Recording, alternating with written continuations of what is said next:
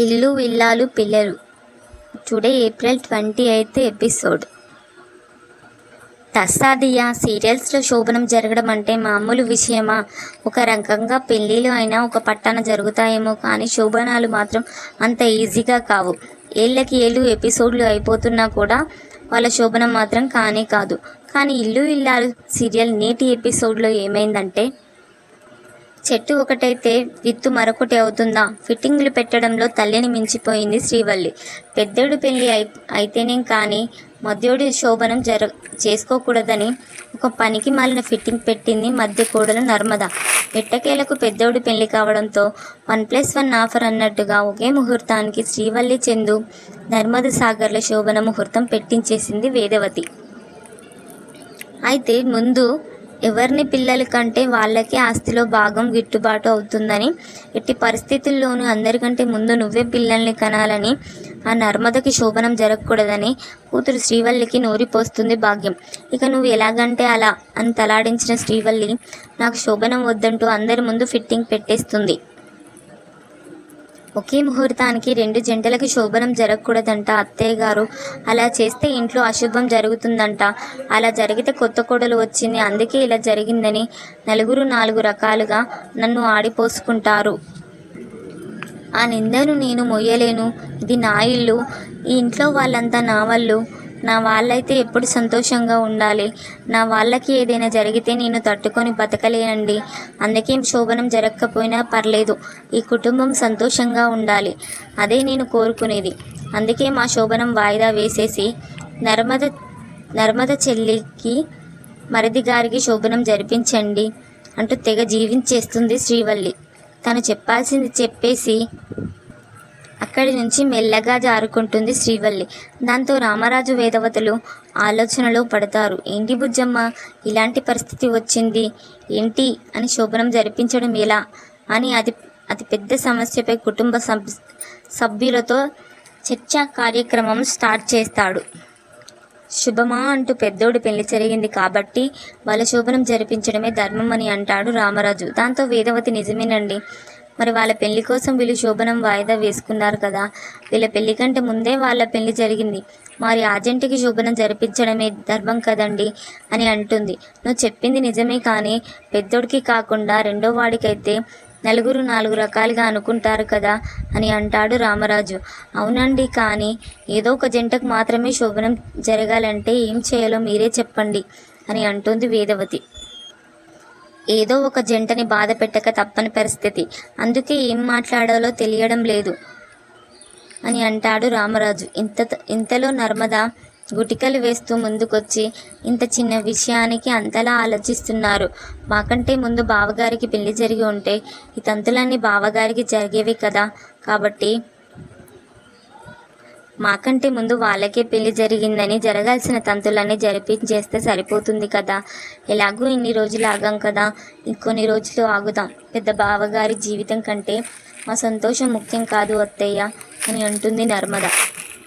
ఇక వేదవతి నర్మదని పట్టుకొని, నిజంగా నా కోడలు బంగారం అని అంటుంది. రామరాజు కూడా ఆనందంతో ఉప్పొంగిపోతాడు. పాపం సాగర్ అయితే మొహం మార్చుకొని అక్కడి నుంచి వెళ్ళిపోతాడు.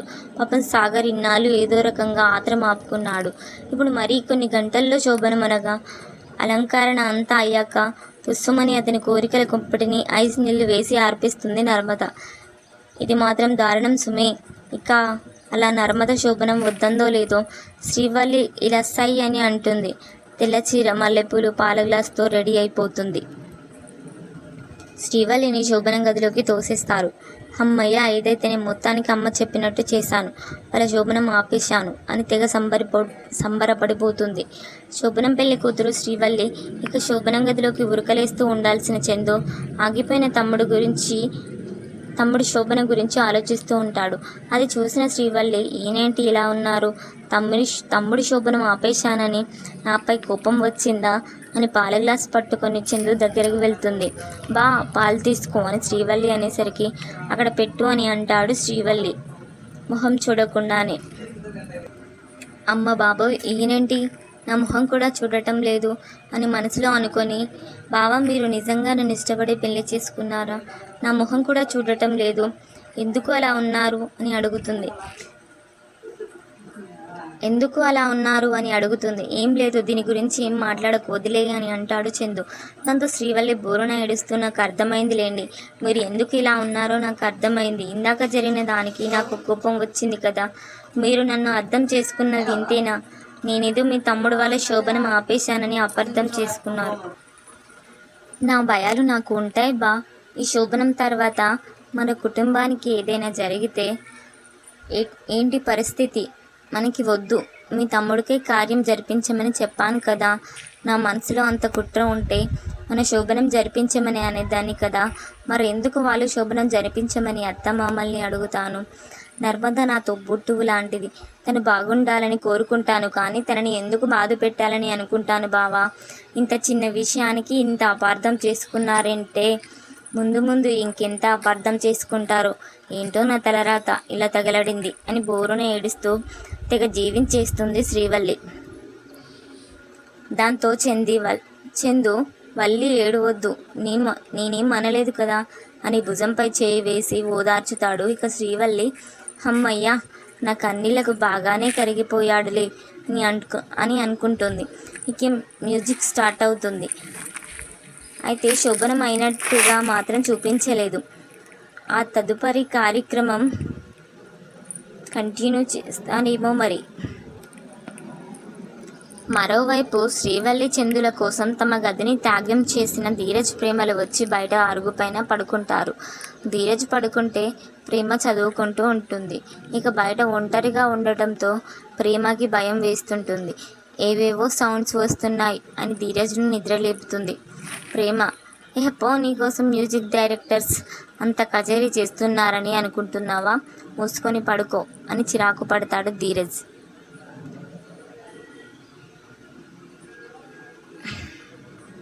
ఇక సాగర్ని ప్రేమించి పెళ్లి చేసుకొని శోభనం కాడికి వచ్చేసరికి మీ అన్నకి పెళ్ళైతే కానీ మనకి నో శోభనం అని ఫిట్టింగ్ పెట్టిన మహా త్యాగశీలి నర్మద.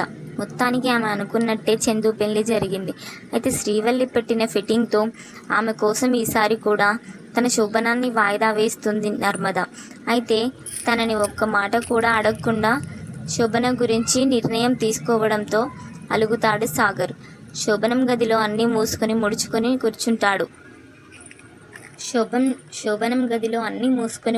కూర్చుంటాడు. ఇంతలో నర్మద అలిగావా చిట్టి చిలిక అంటూ సాంగ్ వేసుకొని సాగర్కి మండేటట్టు చేస్తుంది. మనం భార్యాభర్తల్లా కాకుండా హాస్టల్లో రూమ్మేట్స్లా ఉంటున్నాం.